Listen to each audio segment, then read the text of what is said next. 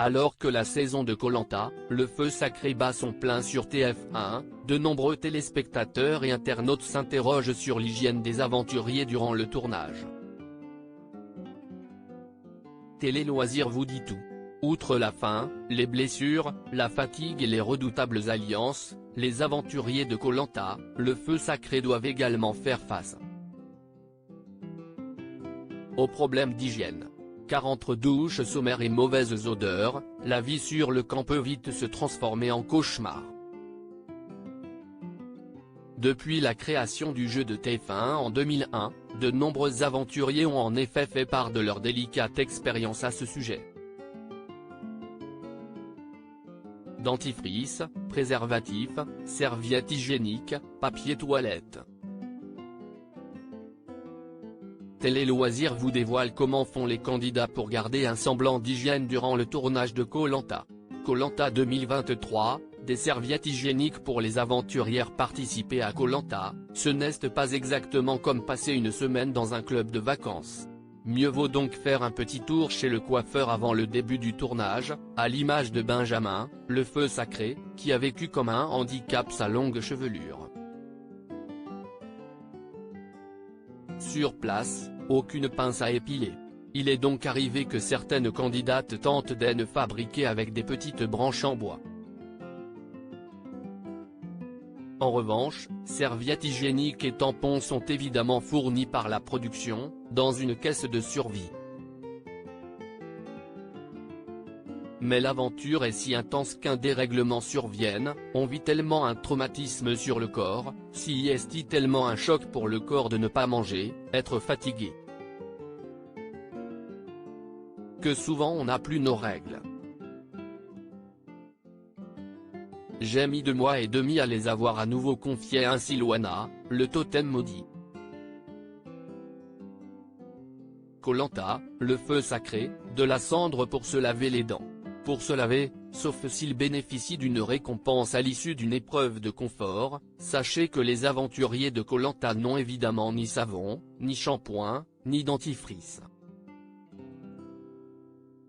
La plupart utilisent de la cendre mélangée à de l'eau pour se frotter les dents et ainsi enlever un peu de tartre. Mais certains se sont retrouvés avec des bouts de coquille de Bernard l'ermite coincés, de quoi irriter leurs gencives. Ça a été très compliqué pour moi qui me brosse normalement 5 fois les dents par jour, a avoué Tania sur TikTok. Pour ne pas gâcher l'eau à leur disposition, tous optent pour des douches à l'eau salée, de mer. Le sable permet également de faire quelques gommages de fortune pour tenter de nettoyer la peau. Koh Lanta, des préservatifs mis à la disposition des candidats. Vous vous en doutez, les mauvaises odeurs corporelles sont courantes à Koh Lanta. Pour tenter de masquer le tout, certains candidats n'hésitent donc pas à user et abuser de la crème solaire ou du spray anti-moustique fourni par la production. Niveau sexualité, si la libido est logiquement en berne voire même au fond du slip, entre la faim et les mauvaises odeurs, on le comprend assez facilement. Des préservatifs sont mis à la disposition des aventuriers. On ne sait jamais. Après tout, des couples se sont bien formés durant le tournage. Koh Lanta, un cimetière pour faire ses besoins, enfin, pour faire leurs besoins, les aventuriers n'ont pas droit au papier toilette. C'est pipi caca nature. Soit la mer, soit la plage, confie la Belge Elena à nos confrères de Ciné Télé Revue. De manière générale, chaque tribu se trouve un coin éloigné du camp pour éviter les mauvaises odeurs.